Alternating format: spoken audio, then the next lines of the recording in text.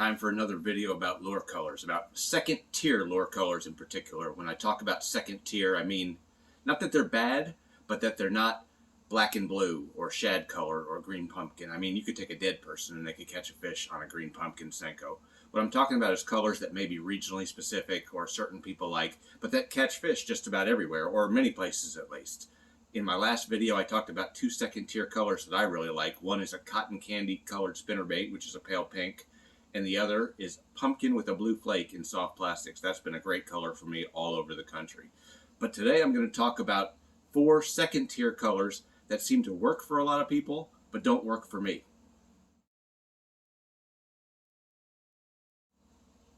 The first one I'm going to talk about is red shad, and I've written about this before. When I first started fishing the Potomac River in the mid-90s, literally every boat I got in, someone would have a 7-inch red shad power worm on it. I bought a bunch of them, never caught a damn fish on them.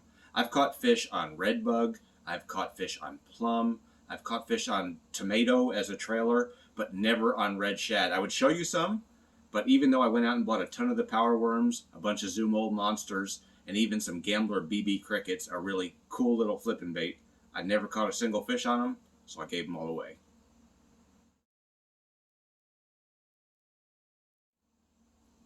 The second color I want to talk about today is merthiolate. It's probably best known in the Zoom trickworm, this kind of orangey color. It's super popular in the Carolinas, particularly at lakes like Bugs Island, where I've fished a lot in the past. And I've caught a lot of fish on a trickworm there, but typically it's been either on bubblegum or even this flesh color, and especially on sherbet, or sherbet, however you say it. Sherbet, I guess it's got a second R there. That's been a great color for me. I don't understand why the merthiolate has not produced. It's super popular. I've tried it a bunch when they were eating other colors, and I just can't get them to eat it. I was so convinced by what other people said about it, particularly people I trust from the Carolinas and from Southern Virginia, that I got a special run bag of Zoom Super Flukes and merthiolate. As you can see, I've used one or two of those. Didn't produce any fish either. I think I'm done with merthiolate.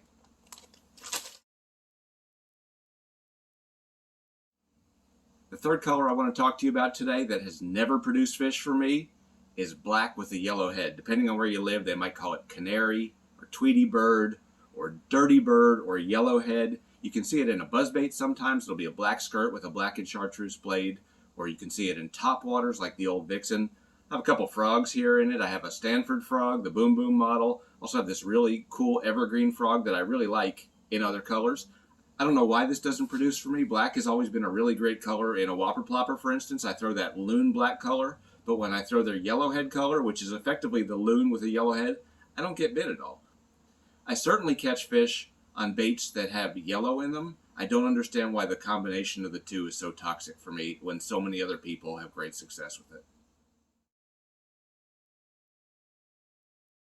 Finally, moving to hard baits, there's a color that's super popular coming out of Japan that I just can't get bit on. It's called Uiyu, A-Y-U. It's basically, you can see this, I bought this one in a Tokyo tackle store. It's basically a greenish brown back with a metallic side and usually a distinct chartreuse dot right there. To me, it looks like a natural baitfish. It looks like it could replicate a golden shiner, potentially a threadfin shad, even a bluegill or a perch around here in Virginia. I don't know why it works. I gravitate to it. Not just this evergreen buzzer beater, but you can see here, this is an Ima skimmer, which is one of my favorite topwaters when fish are a little finicky and missing thicker bodied topwaters. Here's an OSP Rudra jerkbait, a really good jerkbait coming out of Japan. I buy them all in Uiyu. I gravitate to it all the time when I see it, and I have to prevent myself from buying more baits in that color. It ruins an otherwise good bait, and I don't know why. Tons of people catch lots of fish and lots of big fish with it. For me, it just seems to not work at all.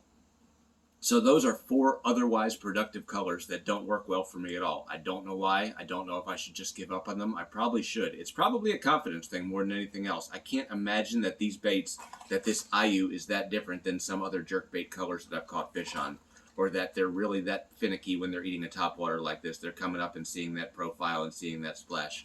But for whatever reason, they don't work for me. I probably need to give up on them. If you're looking for baits, I'm happy to make a trade. Let me know what you got to give, preferably in a good color. Bad old pooty cat. And my wife's going to kick me in the nuts if I don't remember to do this on every video from here on out. Remember, Go down, press the subscribe button, subscribe to Half Past First Cast YouTube channel, go to www.halfpastfirstcast.com, subscribe to our MailChimp newsletter. If you're a tackle junkie, whether you travel or not, hear what we have to say, join our community. We love to talk tackle, we love to talk fishing, we'd love to have you join us on a trip.